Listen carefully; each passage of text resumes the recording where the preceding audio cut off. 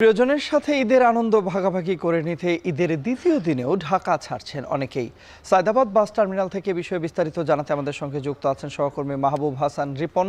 যাচ্ছে রিপনের কাছে। রিপন, ঈদের পরদিন বাড়ি ফেরা যাত্রীদের ভিড় রয়েছে, আপনি এর আগের বুলেটিনেও বলছিলেন। বাড়তি ভাড়া নেওয়ারও অভিযোগ রয়েছে, আপনি মহাখালী বাস টার্মিনাল থেকে জানাচ্ছিলেন।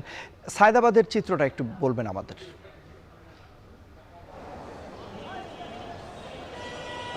তন্ময়, সায়দাবাদের ক্ষেত্রেও বিষয়টি একই রকম। অতিরিক্ত ভাড়া আদায়ের অভিযোগ আমরা সায়দাবাদে এসেও পেয়েছি।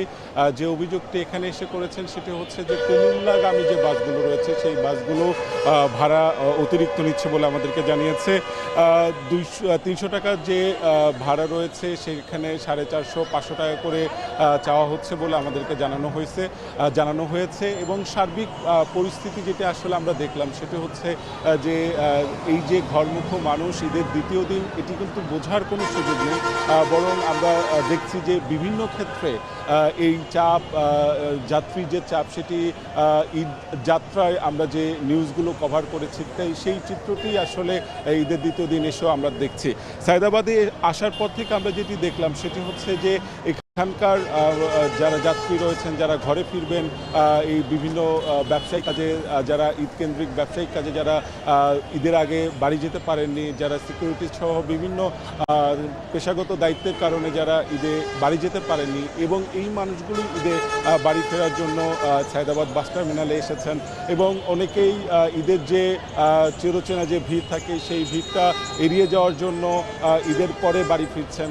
কিন্তু অভিযোগ কিন্তু একই অভিযোগ যে অতিরিক্ত ভাড়া আদায় করা হচ্ছে, এবং সেই ক্ষেত্রে অনেকটা জবরদস্তিমূলকভাবেই তাদের কাছ থেকে এই ভাড়াগুলো নেওয়া হচ্ছে। এবং অনেক ক্ষেত্রে সিট না পেয়ে অনেক বাসে দাঁড়িয়ে যাত্রী নেওয়া হচ্ছে।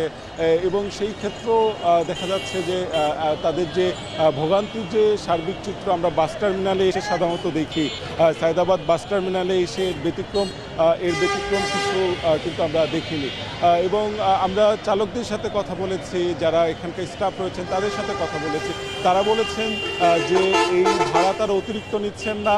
ঈদের আগে তারা যেটি করতেন যে কিছুটা ছাড় দিয়ে তারা ভাড়া আদায় করতেন, ঈদ সময় সেই সুযোগটি নেই বলে যে ভাড়া নির্ধারিত সেই ভাড়াটি তারা নিচ্ছেন বলে আমাদেরকে জানিয়েছেন। সায়দাবাদ বাস টার্মিনাল থেকে এই ছিল আমার কাছে সবশেষ। সহকর্মী মাহবুব হাসান রিপনের মাধ্যমে আমরা জানছিলাম ঈদ যাত্রার খবরাখবর।